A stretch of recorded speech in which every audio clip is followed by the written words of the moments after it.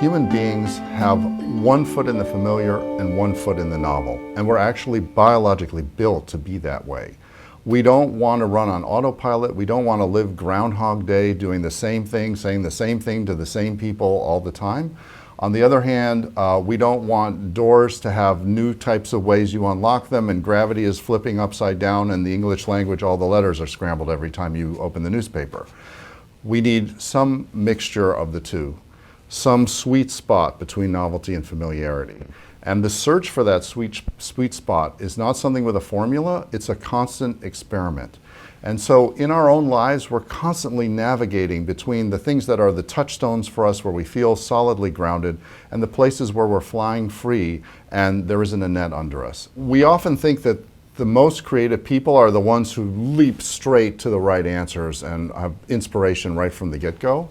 But actually, when you look closely at it, inspiration is usually in the proliferation of a diversity of options. And what Picasso is to art, Beethoven is to composing, in that behind his works lie an enormous reservoir of sketches that Beethoven left.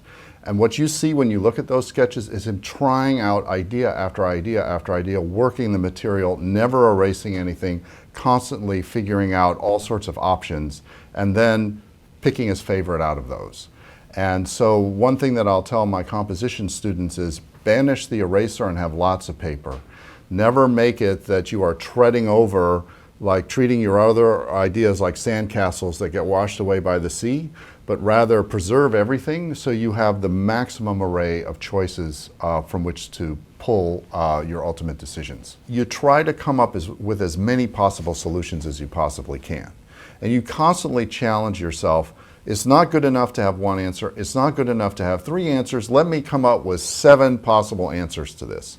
The physicist Richard Feynman said that his whole success as a Nobel Prize winning physicist was that he trained himself constantly to come up with different ways of arriving at the right answer. So if he ever hit a roadblock, he knew he could just jump to another way of approaching the problem. And that's just a wonderful attitude to have with whatever one is trying to wrestle with creatively. And the second is this concept of scouting to different distances. So you don't want to just stay iterating, we'll do a red building and then we'll do the same building green and then we'll do it blue.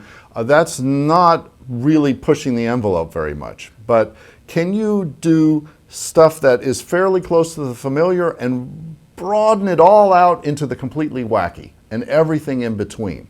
And if you set that as a creative challenge, let me come up with as many solutions as possible and let me fill this whole spectrum from the familiar to the wacky, then you end up with a very healthy creative attitude and you tend to be very stimulated with ideas and constantly coming up with new things.